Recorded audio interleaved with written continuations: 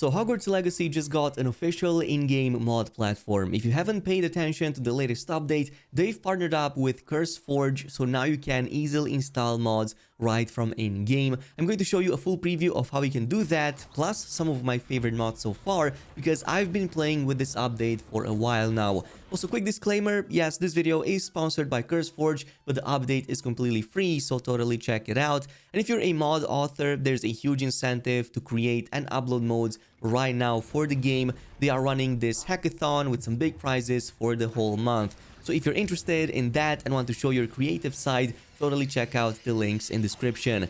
That being said, let me show you how you can actually install any mod from in-game, because in the new update, you're going to notice there's this new functionality called Play Mods. And once you click it, you're going to enter a totally new and separate page that shows pretty much everything you need to know at a glance. It shows mod categories, latest releases, most upvoted, and so on and so forth. So you can freely browse whichever you want, immediately install right from here. Like, all of this is super easy and intuitive. If you do like a mod, you can quickly install it with U, I believe, on keyboard and mouse.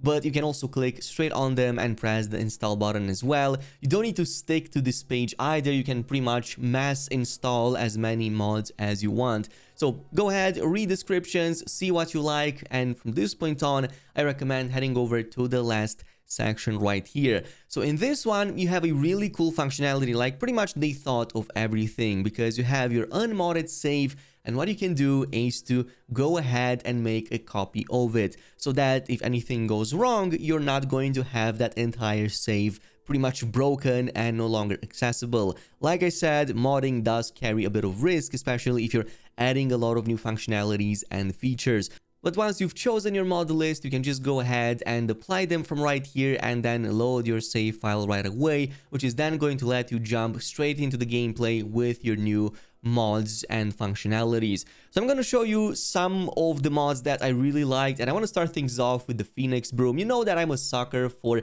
any mount related mods, and there are quite a few of them in there, but one that I really liked was the Phoenix mod, just because, I mean, the bird looks really cool. I kind of wished it had a few more effects like fire going on and whatnot, but all of these mods obviously are ongoing, and they have also received extra updates as I was testing this update as well. So definitely something that you can pull off.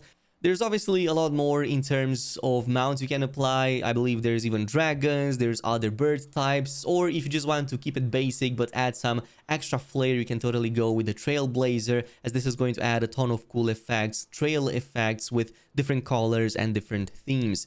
But in terms of new functionalities, we do have dungeon mods, and this is what I've been most excited about, because I really want to see the creative side of some of these mod authors. I believe that one of the best right now is the Dungeon of Doom. You can find it right here, very close to Hogsmeade, by the way, pretty much on the side of this hill. You should see the entrance right from here.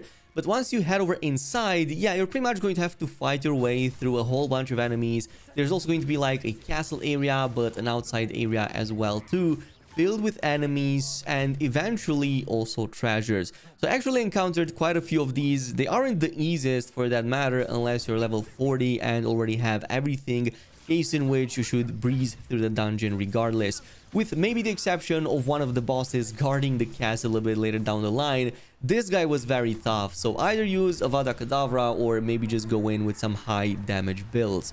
But they've also added a bunch of puzzles over here that I was quite blown away by. I'm not sure if they're fully finalized just yet, or maybe I didn't get a chance to fully finish this, but I'm not going to lie, it wasn't the easiest to complete, so you're going to have to pay attention to some of the clues, and also maybe keep a notice of the fact that some of the platforms will be invisible. I'm not sure if that is intended or not, but it definitely posed a challenge the first time I tried completing it.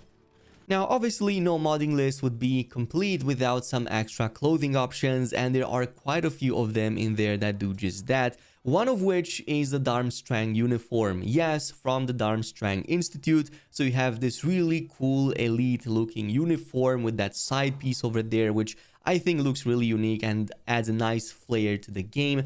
However, if you want something a bit darker, then I recommend the Dark Arts wardrobe. And there's one suit in particular here called the Spooky Formal Attire. Don't get fooled by the naming here, because this would literally make Agent 47, be proud of you. So it looks really awesome, kind of gives you that assassin mage vibe. If you want to go with that, you can combine this with some tinted glasses and basically you're going to rock one of the coolest outfits in the game.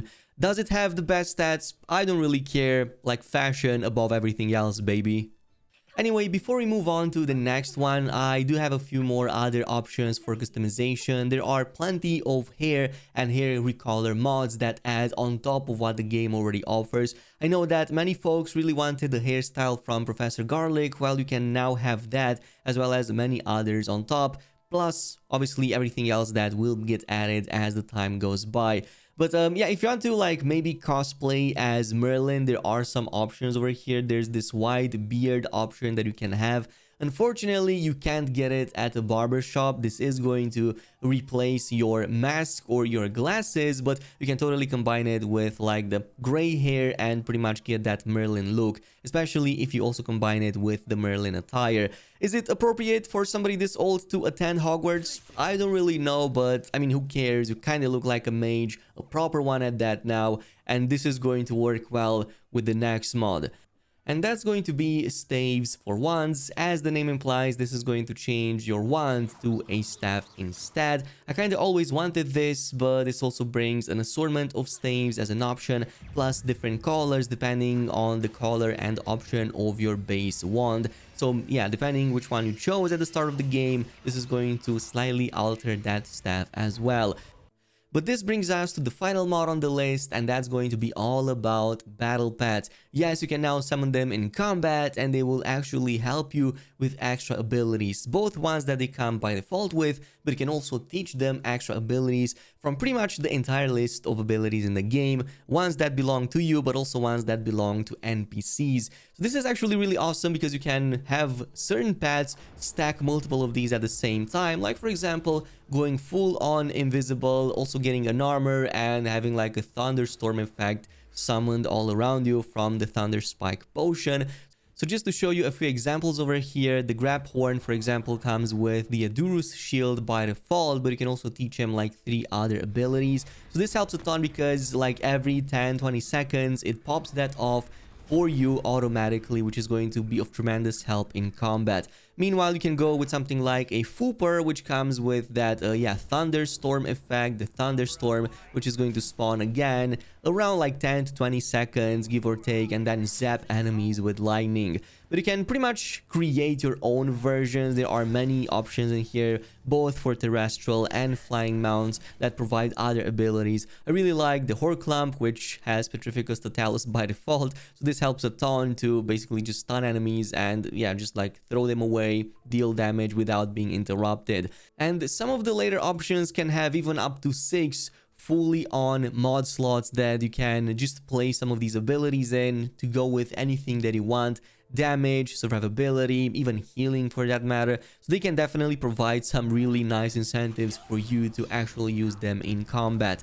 But this is just a glimpse into everything that's available in the new update. Again, totally check it out. It's absolutely free and it definitely switches up your game a little bit. Plus, like I said, that hackathon is going for the whole month, so you can win some nice prizes if you are a mod author. In the meantime, huge thanks again to CurseForge for sponsoring this video, and I'm gonna see you guys in the next one.